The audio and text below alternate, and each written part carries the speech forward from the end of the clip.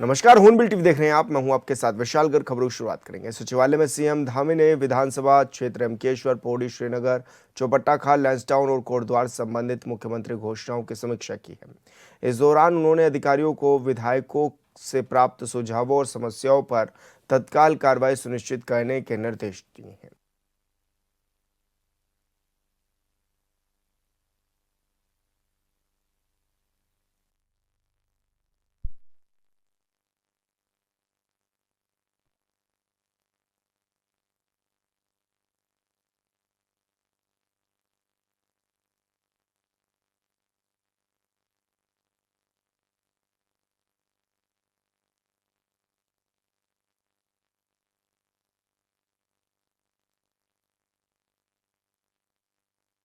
अधिकारियों को निर्देश भी दिए गए हैं कि 15 जून 2026 तक लंबित सभी घोषणाओं का शासनादेश जारी किया जाए।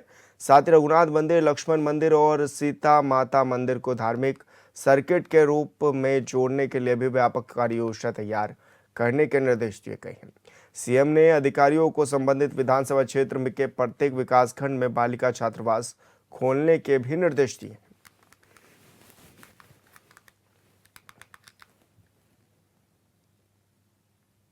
मुख्यमंत्री की जीरो टॉलरेंस नीति के तहत गढ़वाल कमिश्नर विनय शंकर पांडे ने भूमि धोखाधड़ी पर बड़ी कार्रवाई की है।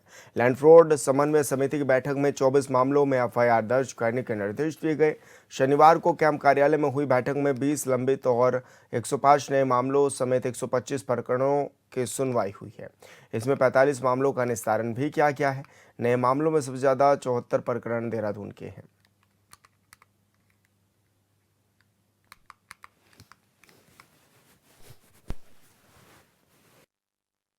कमेटी आप सभी को पता है कि बहुत ही महत्वपूर्ण कमेटी होती है और खासकर गढ़वाल मंडल में जो हमारे 3 जिले हैं, देहरादून, हरिद्वार और टिहरी गढ़वाल, वहाँ पर लैंड फ्रॉड की काफ़ी शिकायतें आती हैं।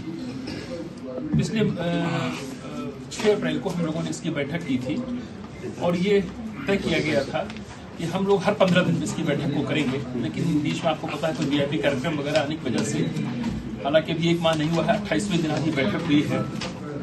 कुल 104 प्रकरण आज सामने आए थे और उस 104 प्रकरण में से 24 मामलों में एफआईआर दर्ज करने का आदेश हुआ है। तो अब तक का मुझे लगता है कि शायद इतना कभी भी आदेश नहीं हुआ है और ये सभी बड़े गंभीर प्रकरण हैं और इसका विधिवत परीक्षण करने के उपरांत इसमें पुलिस की ओर से और रेवेन्यू डिपार्टमेंट और साथ में डीजीसी रेवेन्यू सभी के द्वारा इसका पूरा परीक्षण किया गया है। फाइलें खुद सब देखी गई हैं और पाया गया है कि ये बड़ा क्लियर कट केस है फ्रॉड का। किसी के पास जमीन नहीं है, वो किसी को लैंड बेच दे रहा, लैंड बेचने के उपरांत खसरा कुछ दिखा रहा है, कहीं और दे रहा। भूमि उसके पास है 2 बीघे, वो बेच रहा है 4 बीघे। तो ये सारी चीजें देखने के बाद 24 मामलों में आज एफआईआर का आदेश किया गया। और संवाददाता योगेश आर्या हमारे साथ फोन लाइन पर जुड़ गए हैं। योगेश, किस तरह से जो है ये लैंड फ्रॉड के मामले बढ़े भी हैं उत्तराखंड में, और क्या कुछ नाराजगी इस दौरान जताई गई अधिकारियों की ओर से भी?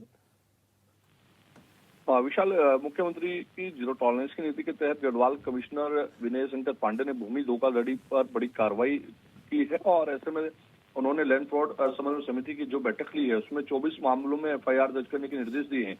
उन्होंने कहा कि जिस तरह से 20 लंबित और 105 नए मामले समेत 125 प्रकरणों की इस दौरान सुनवाई हुई थी, उसमें उन्होंने कहा कि 45 मामलों का निस्तारण किया गया है, लेकिन नए मामलों में सबसे ज्यादा 74 प्रकरण देहरादून से आए हैं।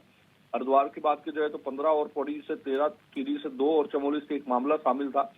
और कमिश्नर ने साफ तौर पर कहा कि जांच के बिना जमीन बिक्री, खसरा, हेरफेर पर दोहरी बिक्री और 2 बीघा 4 बीघा बताकर बेचने जैसे फर्जीवाड़े सामने आ रहे हैं, इन पर तत्काल जो है कार्रवाई करनी होगी। उन्होंने कहा कि भूमि धोखाधड़ी किसी भी हाल में बर्दाश्त नहीं की जाएगी, क्योंकि देखने को मिल रहा है, चाहे वो देहरादून की बात हो, चाहे फिर हरिद्वार की बात हो या अन्य इलाकों की बात हो, बाहर से जो आने वाले लोग हैं वो जब जमीन लेते हैं तो उनके साथ बड़े तौर पर लैंड फ्रॉड होता है। वो उसकी जानकारी नहीं कर पाते और उसकी वजह से जो है उनको भूमि दिखाई जाती है और कई बार ऐसा भी होता है एक ही भूमि को 2 व्यक्तियों को भेज दिया जाता है, जिसकी वजह से लंबे वक्त तक जो है उनके बीच एक तनाव जैसी स्थिति बनी रहती है, मुकदमों जैसी स्थिति जो है कोर्ट में उनके देखने को मिलती है और काफी परेशान लोगों को होना पड़ता है और पैसा भी काफी बर्बाद होता है। तो उसके चलते जो इस तरह के मामले जो है इस समन्वय समिति के उसमें पहुंचे, उन्होंने जो है इसका निशान भी कराया है 24 मामलों का। उसके साथ साथ जो अन्य मामले हैं उनमें कार्रवाई करने के निर्देश जो है वो दिए हैं। 24 मामलों में FIR के आदेश हुए हैं। लेकिन योगेश, अगर ये फेलियर है तो ये तो प्रशासन का ही फेलियर है कि लैंड फ्रॉड के मामले बढ़ रहे हैं। अगर कोई व्यक्ति जाकर रजिस्ट्री करा रहा है और दो लोगों के पास सेम रजिस्ट्री है तो ये तो प्रशासन का फेलियर हुआ। प्रशासन क्यों नहीं इस तरह के मामलों में दखल अंदाजी कर रहा है या फिर जांच पड़ताल सही से कर रहा? देखिए, एक ही जमीन के 2 अलग अलग कागज बनाकर इस तरह के मामलों में जो है कहीं ना कहीं जो है इसमें मिली भगत बिल्कुल कहा जा सकता है। और इसमें जो मिली भगत का मामला है उस पर भी कहीं ना कहीं प्रशासन को कड़ी कार्रवाई करनी होगी कि आखिरकार जो रजिस्ट्रार ऑफिस में जो है इस तरह के मामले जब रजिस्ट्री होती है तो उस दौरान जो है वहाँ पर रजिस्ट्रार की इसकी पूरी जांच नहीं हो पा रही है और जो रजिस्ट्रार है क्या वो इसमें सम्मिलित है। ये पूरी तमाम चीजें हैं जो जांच का विषय है। इसमें FIR के साथ साथ उन्होंने निर्देश दिए हैं कि पूरी तरह से इसमें जांच की जाए। अब देखना होगा कि जांच के उपरांत जो है जो इसकी अहम कड़ियां हैं क्या वो भी सामने आती हैं या सिर्फ इन मामलों पर जो है FIR दर्ज कर जो है इनको सॉर्ट आउट करने का प्रयास जो है वो किया जाता है। जी बिल्कुल योगेश, बहुत शुक्रिया आपका तमाम जानकारी साझा करने के लिए।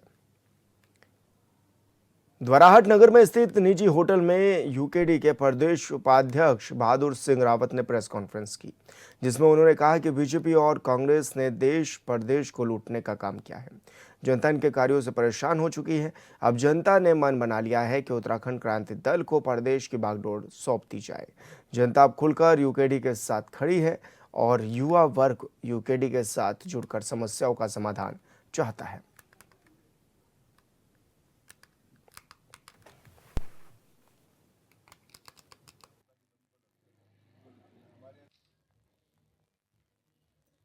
देखिए, इस बार जो है जनादेश बहुत पॉजिटिव रूप में चल रहा है। लगभग सब जगह एक ही मैसेज आ रहा है कि इस बार उत्तराखंड क्रांति दल, और जो इस समय मैसेज चल रहा है और जो हवा चल रही है उसको जो है निरंतरता के लिए मैं इस समय कुआं मंडल भ्रमण पे निकला हूँ ताकि कार्यकर्ताओं में विश्वास जगा रहा है। आज के टाइम में हमारे से यूथ बहुत जुड़ रहा है, महिलाएं जुड़ रही हैं और इनको एक धागे में मतलब पिरोने की ज़रूरत है ताकि ये जो है सूचीबद्ध एकजुट होकर काम करें और जो है आने वाले चुनाव में जो है उत्तराखंड क्रांति दल को बहुत मजबूती प्रदान करें। हमारे वरिष्ठ नेता और हमारे अध्यक्ष जी पहले ही बोल चुके हैं कि हम लगभग सभी सीटों पे चुनाव लड़ने जा रहे हैं और जहां तक इस समय हम नहीं, ये पूरा क्षेत्र बता रहे हैं, क्षेत्र के लोग बता रहे हैं, जहां हम जा रहे हैं वो बता रहे हैं कि इस बार उत्तराखंड क्रांति दल की एक तरफा लहर चल रही है और निश्चित रूप से जो है सरकार उत्तराखंड क्रांति दल की बनने जा रही है। विकासनगर में पुलिस ने ऑपरेशन प्रहार के तहत बड़ी कार्रवाई करते हुए एक स्पा सेंटर पर छापा मारा। बाबूगढ़ चुंगी स्थित हॉलीवुड स्पा सेंटर में चेकिंग के दौरान महिला संचालिका समेत 6 महिलाएं बिना सत्यापन के काम करती पाई गई। पुलिस ने सभी के खिलाफ धारा 81 के तहत चालानी कार्रवाई की। वहीं बिना सत्यापन के महिलाओं को किराए पर रखने वाले मकान मालिक पर भी धारा 83 के तहत कार्रवाई की गई है। पुलिस ने अवैध रूप से संचालित स्पा सेंटर को बंद करा दिया है। पुलिस का कहना है कि सत्यापन अभियान आगे भी जारी रहेगा और नियमों का उल्लंघन करने वालों के खिलाफ सख्त कार्रवाई भी की जाएगी।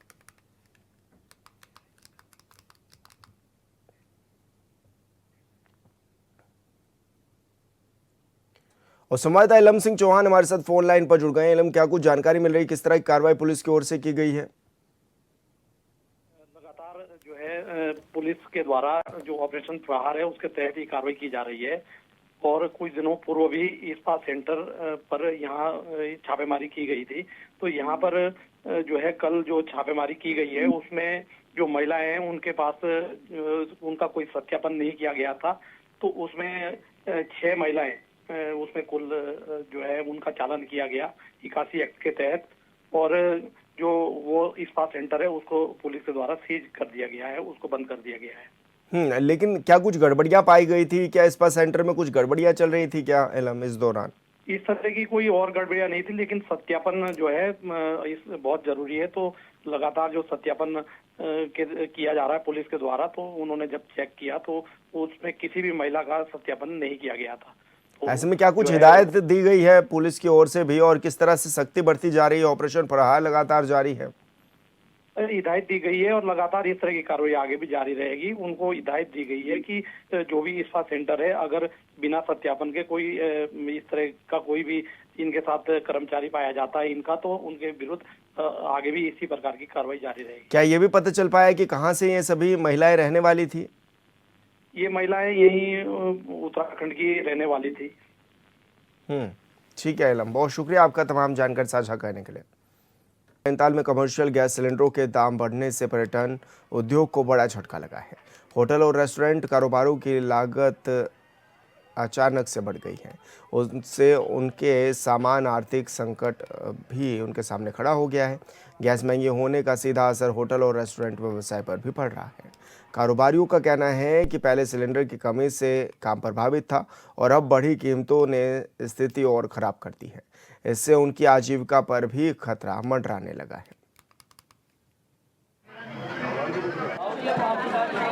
अभी तक जब से ये क्राइसिस शुरू हुई है तब से मैं अपनी दुकान में मुश्किल से ये समझ लीजिए 10-12 सिलेंडर लाया हूँ और आज की तारीख में सिलेंडर मिल नहीं रहा। परसों एक सिलेंडर बड़ी मुश्किल से लाया, ठीक है, अब कह रहे हैं 3200 रुपये का सिलेंडर हो गया, तो आदमी कैसे कारोबार करेगा? कारोबारी आज जो है व्यापारी आदमी को तो कोई सपोर्ट नहीं है, शासन प्रशासन जो भी है कोई देखने वाला नहीं है।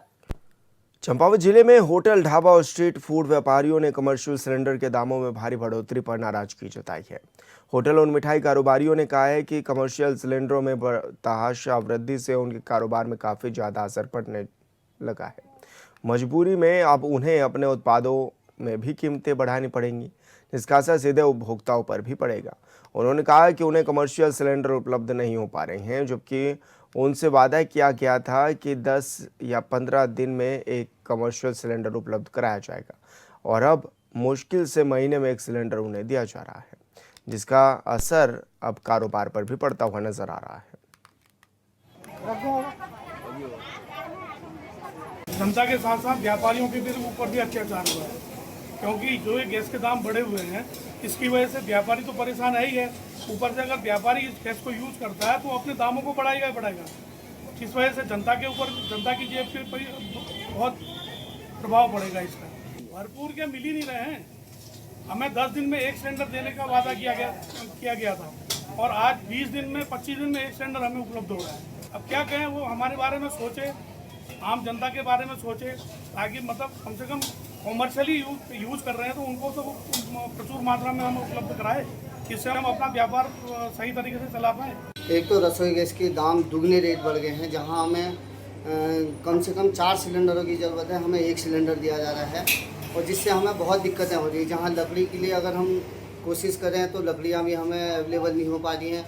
उसके बाद सरकार द्वारा हमारे पास लगातार इस प्रकार के टैक्स आते रहते हैं, तो या तो हमें इन टैक्सों से रियायत दी जाए या फिर हमें भरपूर जितनी हमें ज़रूरत है उतने हमें सिलेंडर दिए जाए। जिस हिसाब से यहाँ लोकल की मार्केट है, लोकल की मार्केट के हिसाब से हम उस तरह का प्राइस बढ़ा भी नहीं सकते हैं अपने छोटे छोटे आइटमों में और क्वांटिटी घटा भी नहीं सकते हैं। तो हमने जिस तरह से हम चल रहे हैं हमने उसी तरह से चलना पड़ेगा। अभी फ़िलहाल हमारे पास एक ही साधन है, हमें अपना बिजनेस बचाना है और हमने दुकान के लिए प्रॉफिट ना समझते हुए हमने प्रॉफिट के लिए अभी कुछ भी नहीं सोचना और अपनी दुकान को बैलेंस लेके चलते हुए हमने ये चलना। अल्मोड़ा में गोलजू संदेश यात्रा को लेकर तैयारियां पूरी हो चुकी हैं। शनिवार को आयोजन समिति की ओर से यात्रा को लेकर पोस्टर भी जारी किया गया। वहीं गोलजू संदेश यात्रा को लेकर आयोजन समिति की ओर से प्रेस कॉन्फ्रेंस भी की गई है, जिसमें समिति के मनोज सनवाल ने बताया है कि यात्रा 19 अप्रैल से 4 मई तक मनाई जाएगी। उन्होंने बताया कि यात्रा 4 मई को यात्रा अल्मोड़ा में पहुंचेगी, जो कि चितई गोलू मंदिर से शुरू होकर पलटन बाजार स्थित सिद्ध नोला पहुंचेगी, जहां यात्रा का भव्य स्वागत भी किया जाएगा। उन्होंने बताया कि यहां से यात्रा मुख्य बाजार होते हुए मां नंदा देवी मंदिर पहुंचेगी, जिसके बाद शाम को यात्रा गैराड मंदिर को निकलेगी।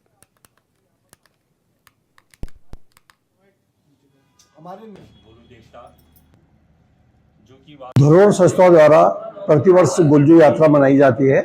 इस बार भी यह यात्रा 19 अप्रैल से 4 मई तक मनाई जा रही है, जो विभिन्न शहरों से होते हुए अपने समापन स्थल पर पहुंचेगी और ये 4 मई को अल्मोड़ा पहुंच रही है, जो चितई गोलू देवता से प्रारंभ होगी और सिद्ध नौला में अब पहुंचेगी। सिद्ध नौला से फिर नंदा देवी और भैरव मंदिर में ये यात्रा चलेगी। उसके बाद शाम को यह यात्रा गैराड गोलू देवता का जो हमारा मंदिर है वहां पर प्रवास करेगी, फिर आगे बढ़ी। पर्यटन सीजन शुरू होते ही मसूरी में बिना लाइसेंस दही, पनीर और डेयरी उत्पादों की सप्लाई का मामला सामने आया है। स्थानीय व्यापारियों की शिकायत पर मसूरी पुलिस ने सहारनपुर निवासी एक सप्लायर को पकड़कर उसका सामान जब्त कर लिया है।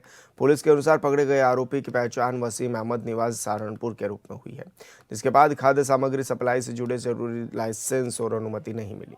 पुलिस ने आरोपी को हिरासत में लेकर उसके खिलाफ कार्रवाई भी शुरू कर दी है। वहीं मसूरी ट्रेड एसोसिएशन के महामंत्री जगजीत कुकरेजा ने खाद्य सुरक्षा विभाग और पुलिस से शहर की सीमाओं पर सख्त चेकिंग अभियान चलाने की भी मांग की है। उन्होंने आरोप लगाया है कि बाहरी लोग सस्ते और घटिया गुणवत्ता वाले डेयरी उत्पाद होटल और रेस्टोरेंट में सप्लाई कर रहे हैं, जिससे स्थानीय व्यापारी और लोगों की सेहत दोनों प्रभावित हो रही है।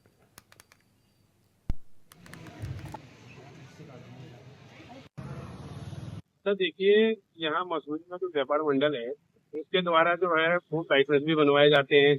अभी 4 दिन पहले चेकिंग चली तो मंडी परिषद के भी कोई लाइसेंस बने हैं, वो भी हमने बनाया है। और बार बार हम लोगों को, डेयरी वालों को यहाँ परेशान किया जाता है। और माल तो बेचते हैं बाहर से आके, लोग सहारनपुर से आ रहे हैं। उसका पहले तो देहरादून के अंदर ही वेरिफिकेशन होना चाहिए था, देहरादून में कैसे एंट्री कर रहा है। फिर उसके बाद सर वो मसूरी आ रहा है, पहाड़ों की रानी में। और यहाँ पे पनीर और दही जो बेच रहा है, तो क्रीम के डब्बे भी मैंने पकड़े हैं उसके। काफी हम 15-20 डेयरी वाले इकट्ठे हो गए। कहने का मतलब ये रहता है सर कि बाहर से आके आदमी यहाँ बेच के चला जाता है और बदनाम होता है मसूरी का आदमी। मसूरी का व्यापारी बदनाम हो रहा है। मसूरी का जो डेयरी वाला है, हम दूध का जो काम करते हैं उसके पीछे हमें जो है बहुत कुछ भुगतना पड़ता है। जैसे बच्चे हमारे वैसे ही दूसरों के भी होते हैं। हम नहीं चाहते कि किसी को जो है खराब माल खिलाएं या मतलब कोई नंबर 2 का माल मंगवाएं। हमारे जो हम काउंटर के ऊपर जो बेचते हैं, काउंटर पे बेचने का मतलब होता है कि कभी भी फूड सेफ्टी वाला आके चेक कर सकता है। ऐसा नहीं है कि कभी हमारे माल में प्रॉब्लम आए। लोकल माल हम यहाँ जो आता है उसमें भी कोई प्रॉब्लम नहीं आती। लेकिन जो ये बाहर से सहारनपुर से आ रहे हैं, यूपी से आ रहे हैं, इनको पहले तो पुलिस ने जांच करनी चाहिए इनकी। फिर उसके बाद कोल्लू खेत पे हमारे एक बैरियर पड़ता है, वहां से कैसे एंट्री करते हैं ये समझ नहीं आता। और जिसको आज पकड़ा है वो कह रहा है कि मैं तो नगर पालिका से भी जो है मैंने स्कूटी का अंदर आने का लाइसेंस और परमिट बना लिया है। तो ये भी बहुत खेत का विषय है। Mussoorie traders and welfare association द्वारा आज यहाँ पे जब व्यापारियों का फोन आया तो मेरे द्वारा यहाँ पे इनकी दुकान पे पहुंचा गया और यहाँ पे देखा गया कि एक व्यापारी तो नहीं कहूंगा, कोई बाहर से आया हुआ सहारनपुर से कोई आदमी आ रखा है, वो स्कूटी पे दूध दही पनीर बेच रहे थे। तो ऐसे में हमारे द्वारा उनसे प्रश्न किया गया कि भाई आप यहाँ कैसे बेच रहे हैं, तो अपने डॉक्यूमेंट दिखाइए। तो उनके द्वारा ना तो कोई सक्षम कागज दिखाया गया, ना उनके पास फूड लाइसेंस था और ना ही उनके पास कोई माल का बिल था और ना ही उनके पास जिस वाहन पे वो बेच रहे थे उसके कोई प्रॉपर पेपर थे। तो ऐसा देखते हुए हमें हमारे द्वारा तुरंत पुलिस को ये मामला बताया गया। तो पुलिस ने उसको पकड़ा है और अब उचित कार्रवाई उस पर पुलिस द्वारा करी जा रही है। देखिए, हमारा जो है फूड सेफ्टी डिपार्टमेंट बहुत अलर्ट है। वो समय समय पे यहाँ पे चेकिंग करते हैं, ड्राइव चलाते हैं और हमारे समस्त दुकानदार मसूरी के समस्त लोगों के पास फूड के लाइसेंस और वो गुणवत्ता का सामान बेचते हैं। और ये जो लोग गलत सामान बेच रहे हैं ये बाहर से आ रहे हैं, तो इनके लिए फूड सेफ्टी डिपार्टमेंट को हम आग्रह करेंगे या अपने पुलिस प्रशासन को आग्रह करेंगे कि इनको देहरादून में ही जहाँ से ये ला रहे हैं या सहारनपुर या जिन शहरों से ला रहे हैं वहीं पे इनको रोका जाए या कोई इनकी चेकिंग हो, ताकि जो मसूरी में जो सामान आ सके वो उसकी गुणवत्ता ठीक हो और खाने में वो ठीक हो, किसी को नुकसान ना करे। 25 अप्रैल से शुरू हुए जनगणना मकान सूचीकरण अभियान में शिक्षकों को अहम जिम्मेदारी दी गई है, लेकिन इस अतिरिक्त कार्यभार के साथ उन्हें कई तरह की परेशानियों का सामना भी करना पड़ रहा है। अभियान शुरू होते ही शिक्षकों ने अपनी ड्यूटी निभानी शुरू कर दी है, लेकिन कुछ अधिकारियों के आदेशों ने स्थिति को मुश्किल बना दिया है। शिक्षकों को सुबह स्कूल में 5 पीरियड बढ़ाने के बाद जनगणना कार्य के लिए भेजा जा रहा है, जिससे उनमें नाराजगी बढ़ गई है। समस्या के समाधान के लिए शिक्षकों ने नगरपालिका के अधिशासी अधिकारी से मुलाकात कर अपनी बात रखी है। उन्होंने मांग की है कि उन्हें उचित सहयोग भी दिया जाए।